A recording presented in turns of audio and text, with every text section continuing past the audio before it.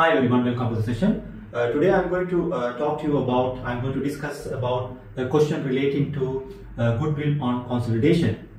This particular question was raised by one of my viewers. The question is how to calculate goodwill when the purchase consideration is settled in installment. Okay, so in this regard I have selected one question. Let's go through the question, then we'll move on to the solution. Before I move on to this particular question, I would like to let you know that I have done a complete series of lectures on consolidation accounting. So what you can do is I will just put the link below. Just go and watch that video before you watch this particular video to have a better understanding on consolidation accounting. Now let's move on to this question. Company A acquired 80% of Company B's 100,000 shares on 1st January 2019. Okay, so what is the question? Company A acquired Company B 80% of the shares. Okay, A company has acquired 80% of the shares of Company B. The company had shares of 100,000 on 1st January 2019. Then it paid 20 per share and agreed to pay an additional $550,000 on 1st January 2020. Okay, on this particular date, A company has paid 20 per share. So now if you take the number of shares purchased, that will be 100,000 times 80%, which is going to be 80,000 shares, and for this 20 per share he paid. Okay, so therefore the total value will be 1,600,000 he paid on 1st January 2019. Okay, then he agreed to pay an additional amount of 550,000 on 1st January 2020. How much he is going to pay? 550,000.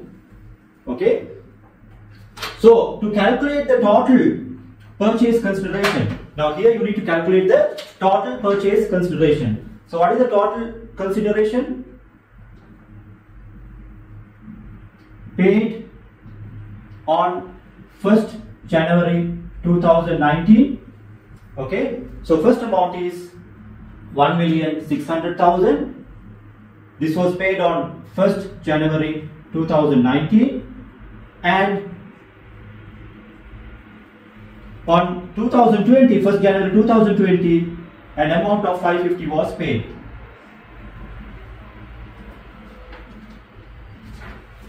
So when you take 1.6 million and 550,000, the total of 2,150,000 was to be paid. Okay. However, the acquisition date, this is the acquisition date. Okay, 1st January 2019. What is the amount of purchase consideration paid? So can we take 2,150,000? You can't take, because this was paid on 2019, this amount was paid on 2020. So therefore, in order to calculate the total purchase consideration paid on 2019, this 550 has to be converted into the present value. Okay, so this is the future value. You are given the future value. So you need to convert this $550,000 to the present value as of 2019. In order to calculate, what you need to do is you need to calculate the present value by using the company's cost of capital. Okay, now the cost of capital is given as 10%. The company's cost of capital is given as 10%. Okay, so when you calculate the present value of this future value 550,000, that will be 550,000 times the discounting factor 10%, okay, which is going to be 0.909, and you will get 500,000. 500,000. So what is the total consideration paid on 1st January 2019? So that will be 1,600,000 plus 500,000. This is the present value. The total is going to be 2,100,000. So this is the total purchase consideration. Okay. So when you calculate goodwill, first and foremost, you need to identify the purchase consideration. So this I have already discussed in my the previous videos on goodwill on consolidation. So therefore, I would highly recommend you to go and watch that video first.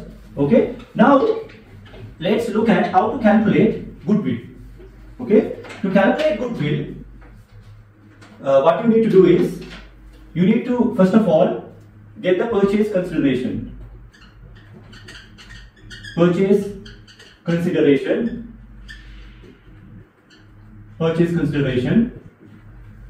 To that you need to add the fair value of non-controlling interest. Okay, the fair value of non-controlling interest. So once you add, from this total you need to deduct the net assets of subsidiary company at acquisition.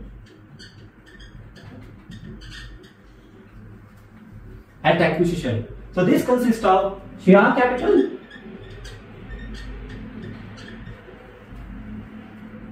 plus reserves and adjustments for fair value. Okay, so you need to add back, you need to make an adjustment for fair value. It can be either plus or minus. However, the total amount has to be deducted so that you can calculate the goodwill.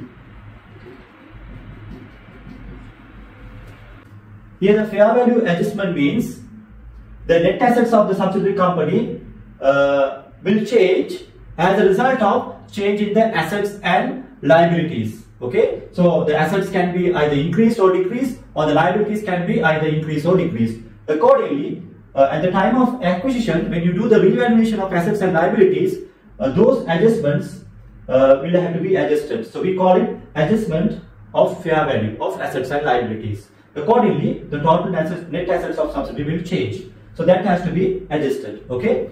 Now let's go through the question. The following details are relevant to the acquisition date. The fair value of the non-controlling interest was $200,000. Okay. Now what is the purchase consideration that we calculated? 2,100,000. Okay. So let's take this amount.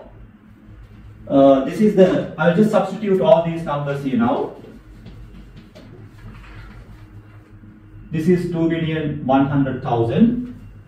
This is in thousands. 2,100,000.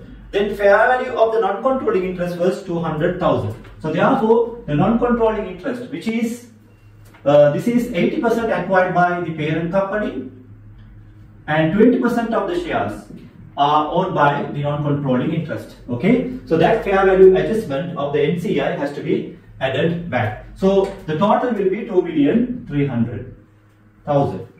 Then we will take the other adjustments here. The carrying amount of the net assets of company B was 2.1 billion. So the net assets of subsidiary company was 2.1 million. The net assets consists of the share capital and reserves.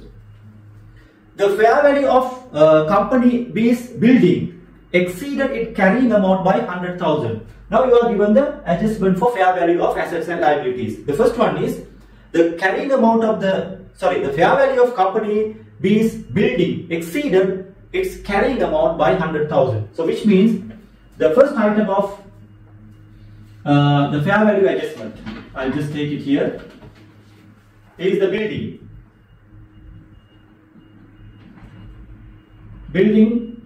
The the carrying amount of the building exceeded by 100,000. So therefore, it increased by 100,000, the existing value of the building. So therefore, we need to make an adjustment for 100,000. Then, company B had not recognized a patent in its own statement of financial position, which was deemed to have a fair value of 50,000. So there is an intangible asset of 50,000 which was not recorded. So therefore, you can take patent 50,000. Then, company B had not recorded a contingent liability resulting from a pending lawsuit. The fair value of the contingent liability at the acquisition date was estimated to be 30,000. So there is a contingent liability as a result of a pending legal case that was not recorded, okay, at the time of the acquisition. So therefore, the legal case 30,000. So once you deduct this, the total fair value adjustment to be made how much? 100,000 building, 50,000 the intangible asset, 150 minus the legal case, the pending legal case. So 150 minus 30 is 120,000. The total has to be adjusted here as 120,000. So that is the total. So once you deduct this, 2,220,000, right? That is the total net assets. 2,220,000. From 2.3 million, if you deduct 220,000, so that's going to be 80,000. Okay. So the goodwill on consolidation will be 80,000. Okay. So basically, what we have done here, we have to identify the purchase consideration. Then you need to add back the fair value of the non-controlling interest. This one I will just explain in my future videos. I am planning to discuss how to account for the the goodwill on the fair value of NCI. If the fair value of NCI is given, what is the impact on the goodwill? Okay. So when there is an impairment of goodwill, we need to make an adjustment when there is a fair value of NCI is given. Okay. If the fair value is the NCI is calculated based on the net assets of subsidiary, there is no impact on the goodwill impairment. Okay. So that I will discuss in my later video. So therefore, purchase consideration plus the fair value of NCI, you need to deduct the net assets of subsidiary, which is share capital plus reserves plus the adjustment for fair value. So the total has to be deducted so that you can calculate the goodwill. Now here what we have done, the purchase consideration given in two installments. First one was 1.6 million paid on 1st January 2019, and the second payment was made on 2020. As a result of that, what we did, we just converted this 550,000 into a present value by using the company's cost of capital. So which is going to be 500,000. So the total purchase consideration paid was 2.1 million. So this is the answer for this particular viewer's question. Okay. So with that, I will just conclude the session. I will be discussing more questions relating to the consolidation accounting. Okay. So I'll see you soon with another video. Thanks for watching and bye for now.